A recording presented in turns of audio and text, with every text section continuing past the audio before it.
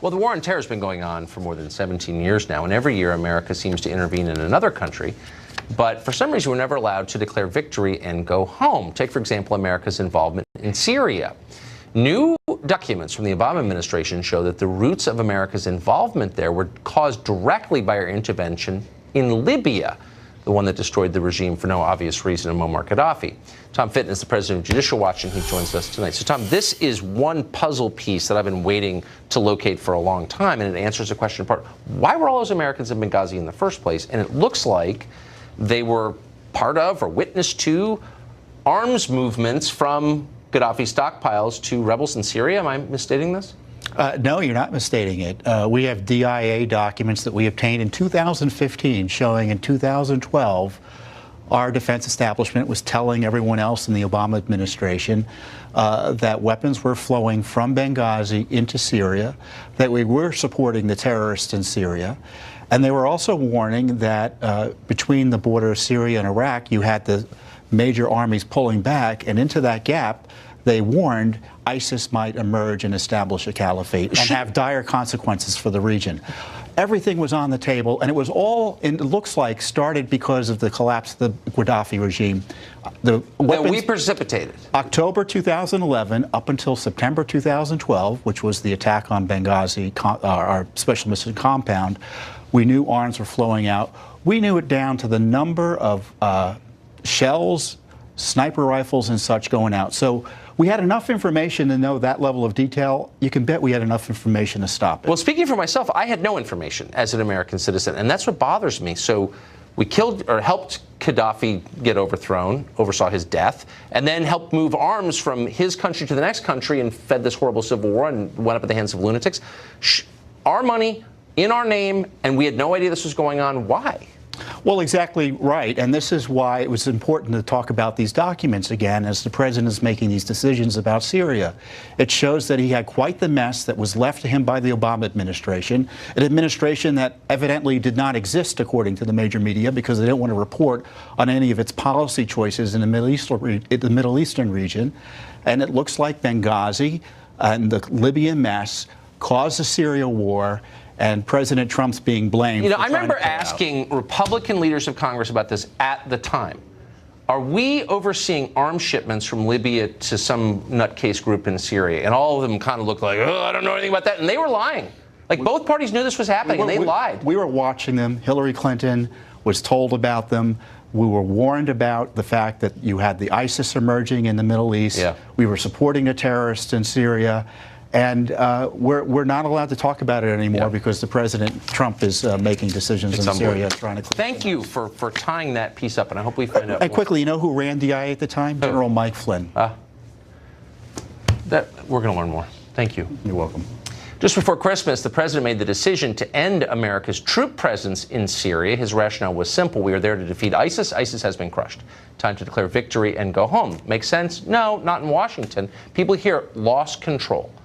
America is not allowed to withdraw from any place ever wherever American troops go. They must remain until the end, whatever that is. Well, there's so many foolish things this man has done, but this ranks pretty high. A decision that is dangerous, and a decision that is a Christmas present to Vladimir Putin. Giving a huge Christmas present to Putin and to Iran. I couldn't disagree more with this decision. It's a terrible decision. I think this will be considered one of the worst foreign policy blunders of this century. These people are too dumb to govern. But they're governing nonetheless. They will get their way, potentially, despite the fact none of them is president. Only the president decides what our troops do. But they may win. Recently, Senator Lindsey Graham of South Carolina boasted that the president had been convinced to pause the withdrawal of American troops from Syria. No doubt the next objective is making that pause permanent. What next? Douglas Macgregor watches carefully. He's a retired U.S. Army colonel, author of the terrific book Margin of Victory. He joins us tonight. Colonel, thank you very much for coming on. Sure. So if you believe in civilian control of the military, it should be as simple as the president saying this is what we're going to do. But it doesn't seem to be that simple. No, I think there's a problem, and you've got to remember that most of your senior officers are products of the Clinton, Bush, Obama era. So they have a lot invested in this. And remember that the people who live in the 7 zip codes in and around Washington, D.C. have all become millionaires as a result of their investment in these failed operations. That's not a talking point. That's literally true. Yes, of course. So you put the two together and you have a lot of resistance to ending something that's been profitable for them. It hasn't been profitable for the American people. It's been a disaster. Trillions of dollars in debt over the last 17 years, thousands of people killed and wounded. And for what? And the answer is not much. It just seems like if you're looking for a crisis, a constitutional crisis, or something that would undermine democracy as we practice it for 240 years, it's the idea of the unelected subverting the power of the elected, right? I mean, isn't that... Well, that's anti-democratic by definition. The problem is, though, the unelected are being supported by many of the elected to obstruct this decision to leave. There's another reason for this, in addition to the problem with money.